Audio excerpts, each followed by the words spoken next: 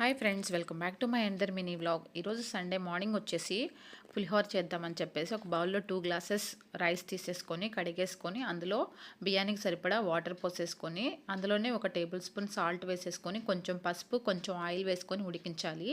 తర్వాత వచ్చేసి దానికి సరిపడా చింతపండు తీసేసుకొని ఒక 100 గ్రాముల వరకు చింతపండు తీసుకొని వేడి నీళ్ళలో వేసేసి ఒక 5 నిమిషాలు ఉడికించుకోండి. తర్వాత వేరొక ప్యాన్ పెట్టేసుకొని అందులో వచ్చేసి ఒక 100 గ్రామ్స్ వచ్చేసి పల్లీలు, ఇంకా శనగపప్పు, మినపప్పు, ఇంకా ఆవాలు, జీలకర్ర అన్నీ వేసేసి కొంచెం ఫ్రై చేసుకున్న తర్వాత దాంట్లో కరివేపాకు, ఇంకా ఎండుమిర్చి, పచ్చిమిర్చి అన్నీ వేసేసుకొని ఫ్రై చేసుకోండి. తర్వాత దాంట్లో కొంచెం ఇంగువ, పసుపు ఇవన్నీ వేసిన తర్వాత చింతపండు పులుసు కూడా వేసేసుకొని కొంచెం బెల్లం వేసుకొని మిక్స్ చేసుకోండి. ఇప్పుడు సాల్ట్ సరిపోకపోతే ఒకసారి అడ్జస్ట్ చేసుకోండి. ఆల్రెడీ రైస్లో వేసాం కాబట్టి.